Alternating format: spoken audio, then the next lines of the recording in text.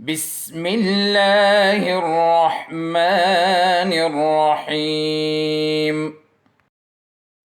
السلام علیکم پیارے بچوں، آج ہم پڑھیں گے مطالعہ اسلام جماعت پنجم کا باب 2 قرآن مجید، سبق نمبر 1 حفاظت قرآن مجید۔ تو چلیے اپنا سبق شروع کرتے ہیں۔ وحی اور اس کی حقیقت۔ وحی سے مراد وہ پیغام ہے جو اللہ تعالیٰ اپنے انبیاء پر نازل کرتا ہے۔ پیارے بچوں، ایک مرتبہ پھر پڑھتے ہیں۔ وحی سے مراد وہ پیغام ہے جو اللہ تعالیٰ اپنے انبیاء پر نازل کرتا ہے۔ قرآن مجید بھی حضرت محمد صلی اللہ علیہ وسلم پر وحی کے ذریعے سے نازل کیا گیا۔ آپ صلی اللہ علیہ وآلہ وسلم پر سب سے پہلی وحی غار حرا میں نازل ہوئی۔ یہ وحی حضرت جبرائیل علیہ السلام لے کر آئے۔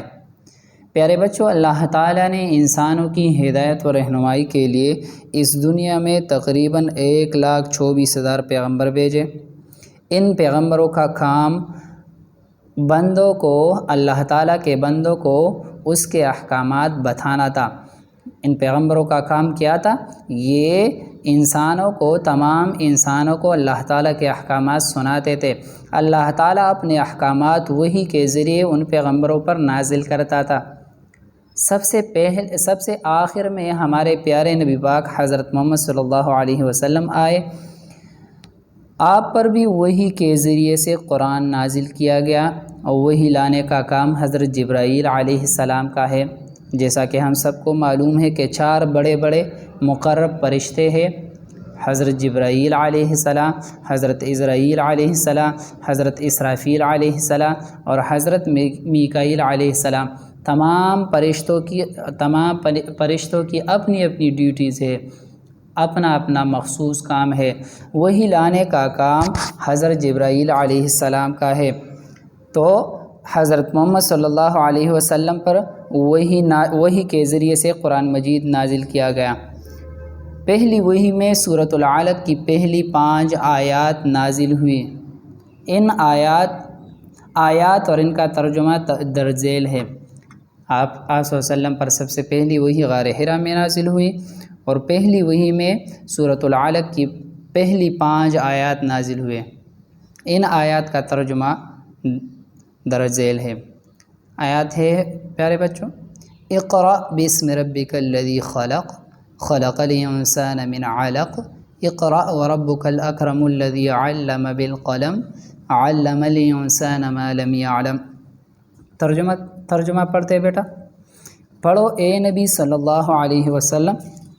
اللہ تعالیٰ اپنے پیغمبر سے مخاطب ہے، اپنے پیارے پیغمبر حضرت محمد صلی اللہ علیہ وسلم کو فرماتے ہیں اللہ تعالیٰ، پڑھو اے نبی صلی اللہ علیہ وسلم اپنے رب کے نام کے ساتھ جس نے پیدا کیا۔ پڑھو اے نبی صلی اللہ علیہ وسلم اپنے رب کے نام کے ساتھ جس نے پیدا کیا، جس نے انسان کو جمے ہوئے خون سے پیدا کیا۔ پڑھو اے نبی صلی اللہ علیہ وسلم، اور آپ کا رب بڑا کریم ہے جس نے قلم کے ذریعے سے علم سکھایا، جس نے قلم کے ذریعے سے علم سکھایا، جس نے انسان کو وہ علم دیا جسے وہ نہ جانتا تھا۔ پیارے بچوں، یہ تو ہو گیا ترجمہ۔ یہاں نیچے لکھا ہے، کیا آپ جانتے ہیں، کیا آپ کو معلوم ہے جن کتابوں میں قرآن مجید کی تشریح اور وضاحت بیان کی جاتی ہے ان کو تفسیر کہتے ہیں۔ جن کتابوں میں قرآن مجید کی تشریح، قرآن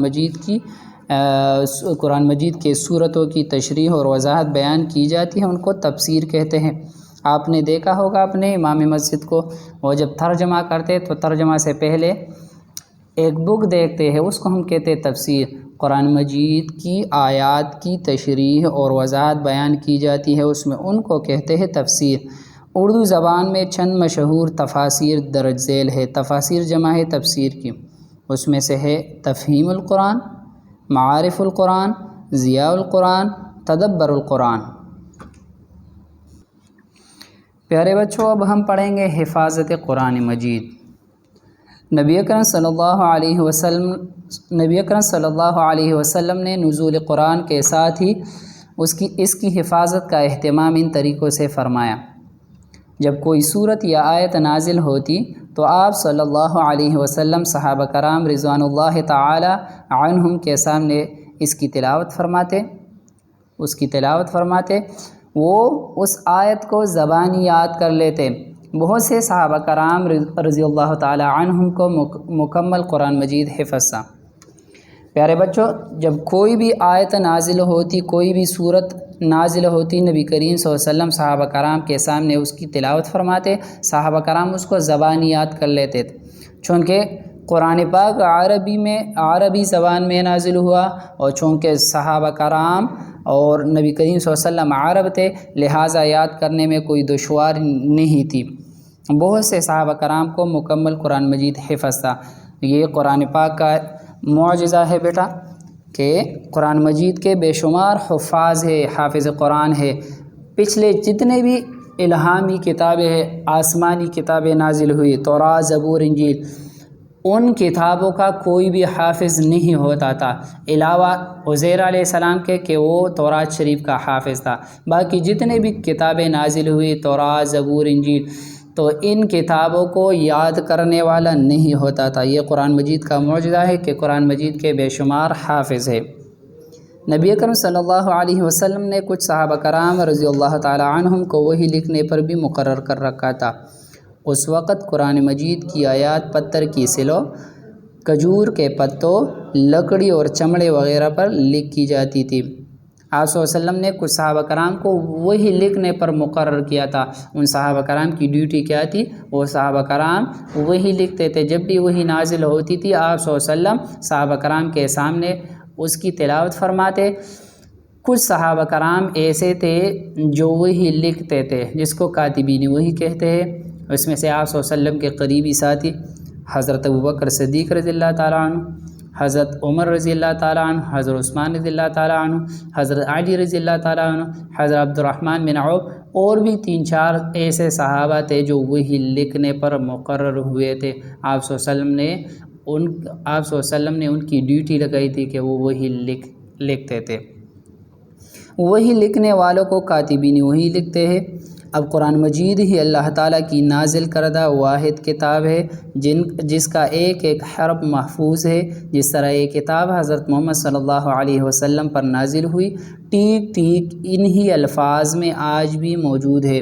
یہ قرآن پاک کا معجزہ ہے بچوں کہ قرآن پاک جس طرح نازل ہوا آج سے 1400 سال پہلے، آج تک کوئی بھی اس میں ایک زبر زیر پیش کی تبدیلی بھی نہیں لا سکا۔ الحمدللہ قرآن مجید جس طرح نازل ہوا ہے، ٹھیک اس ہی شکل میں انہی الفاظ میں آج بھی موجود ہے۔ نبی کریم صلی اللہ علیہ وسلم کے زمانے میں جب قرآن مجید کے آیات نازل ہوتے تو اس ٹائم قرآن مجید کی آیات کو پتھر کی سلوں، یعنی پتھر کے ٹکڑوں پر، کنکریلے پتھر پر، کھجور کے پتوں پر، اور لکڑی اور چمڑے وغیرہ پر لکھی جاتی تھی، اور ساتھ ہی ساتھ صحابہ کرام اس کا زبانی بھی یاد کر لیتے تھے۔ الحمدللہ آج تک کوئی بھی قرآن مجید میں ایک حرف تبدیل نہیں کر پائے۔ یہ قرآن مجید کا معجزہ ہے کہ قرآن مجید جس طرح نازل ہوا 1400 سال پہلے، آج تک اپنے اصلی حالت میں موجود ہے۔ پیارے بچوں، قرآن مجید کی حفاظت کا ذمہ اللہ تعالیٰ نے خود اٹھایا ہے۔ اللہ تعالیٰ قرآن پاک میں فرماتے ہیں کہ ہم نے اس قرآن کو نازل کیا ہے اور ہم ہی اس کے حفاظت کرنے والے ہیں۔ پیارے بچوں، اب ہم پڑھتے ہیں تلاوت قرآن کے آداب، یعنی قرآن پاک پڑھتے وقت ہمیں کن کن آداب کا خیال رکھنا چاہیے۔ تلاوت قرآن مجید کے وقت درج ذیل آداب کا خیال رکھنا ضروری ہے۔ قرآن مجید کی تلاوت کے لیے جسم، لباس اور جگہ کا پاک ہونا ضروری ہے۔ اللہ تعالیٰ نے اسلام کی بنیاد صفائی کو قرار دیا ہے، یعنی اسلام کی بنیاد صفائی پر رکھی گئی ہے۔ تو اگر ہم قرآن مجید کی تلاوت کریں گے تو قرآن مجید کی تلاوت کے لیے ہمارا جسم، لباس اور جس جگہ پر ہم تلاوت قرآن پاک کے لیے بیٹھیں گے اس جگہ کا پاک ہونا ضروری ہے۔ تلاوت سے پہلے وضو کر لینا چاہیے، جیسے کہ قرآن پاک میں اللہ تعالیٰ فرماتے ہیں لا یمسہ الا المطہرون، کہ اگر آپ نے وضو نہ کیا ہو، آپ پاک نہ ہو تو قرآن پاک کو ٹچ مت کرے، یعنی قرآن پاک کو اٹھانا منع ہے۔ بغیر وضو کے قرآن پاک کو اٹھانا گناہ کا سبب بنتا ہے، لہٰذا تلاوت سے پہلے وضو کر لینا چاہیے۔ تلاوت شروع کرتے وقت پہلے تعوذ یعنی اعوذ باللہ اور پھر تسمیہ یعنی بسم اللہ پڑھے۔ تلاوت سکون، اطمینان اور ٹہر ٹہر کر کرنی چاہیے۔ تلاوت سکون کے ساتھ، اطمینان کے ساتھ اور ٹہر ٹہر کر کرنی چاہیے۔ آپ نے ادائیگی کا خاص خیال رکھنا ہے تاکہ قرآن کا حق ادا ہو۔ دوران تلاوت میں حروف کی ادائیگی کا خاص خیال رکھا جائے، یعنی جو حرف جہاں سے ادا ہوتا ہے کوشش کرے کہ اسی طرح ادا کرے۔ جہاں قرآن کی تلاوت ہو رہی ہو وہاں شور نہ کیا جائے، جہاں پہ قرآن پاک کی تلاوت ہو رہی ہو وہاں شور نہ کیا جائے، بلکہ تلاوت کو خاموشی اور توجہ سے سنا جائے۔ اگر آپ کسی ایسے جگہ بیٹھے ہو کہ جہاں پہ قرآن پاک کی تلاوت ہو رہی ہو تو توجہ سے سنا کرے، نہ کہ آپ شور مچائے کرے۔ اور قرآن پاک کی ادائیگی کا خاص خیال رکھا جائے، جس طرح قرآن پاک اللہ تعالیٰ نے نازل کیا تجوید کے ساتھ، یعنی جبرائیل علیہ السلام نے جس طرح حضرت محمد صلی اللہ علیہ وسلم کو پڑھایا ہے، حضرت محمد صلی اللہ علیہ وسلم نے صحابہ کرام نے تابعین تبع تابعین، جس طرح قرآن پاک نازل ہوا، جس طرح ادائیگی ہے ہم اسی طرح ادائیگی کریں گے۔ چونکہ ہم عجب ہے، ہمارا لہجہ عربی نہیں ہے، اسی لیے ہم تجوید سیکھیں گے تاکہ قرآن پاک کے تمام حروف کو صحیح ادائیگی کے ساتھ ادا کرے۔ جو حرف جہاں سے نکلتا ہے ہم کوشش کریں گے کہ ہماری ادائیگی اسی طرح ہو، ہم تمام حروف کو اس کے مخارج سے صحیح صفات کے ساتھ ادا کریں۔ پیارے بچوں، سرگرمی کو دیکھیں۔ تفہیم میں سوال نمبر 1 ہے، درست بیان پر ٹک کا نشان لگائے۔ وہی سے مراد اللہ تعالیٰ کا وہ پیغام ہے جو نازل ہوتا ہے نبیوں پر۔ وہی سے مراد اللہ تعالیٰ کا وہ پیغام ہے جو نازل ہوتا ہے، صحیح آنسر ہے نبیوں پر۔ پہلی وحی میں پہلی 5 آیات نازل ہوئی سورۃ العلق کی، صحیح آنسر ہمارے پاس ہے سورۃ العلق کی پہلی 5 آیات نازل ہوئی پہلی وحی میں۔ اللہ تعالیٰ نے انسان کو پیدا کیا جمے ہوئے خون سے، صحیح آنسر کیا ہے؟ جمے ہوئے خون سے۔ اللہ تعالیٰ نے انسان کو جمے ہوئے خون سے پیدا کیا۔ وہی لکھنے والوں کو کہا جاتا ہے کاتبین وحی، وہی لکھنے والوں کو کہا جاتا ہے کاتبین وحی۔ نبی اکرم صلی اللہ علیہ وسلم کے دور میں قرآن مجید لکھا جاتا تھا کھجور کی چھال پر۔ نبی اکرم صلی اللہ علیہ وسلم کے دور میں قرآن مجید لکھا جاتا تھا کھجور کے چھال پر۔ پیارے بچوں، یہ تو ہو گیا تفہیم۔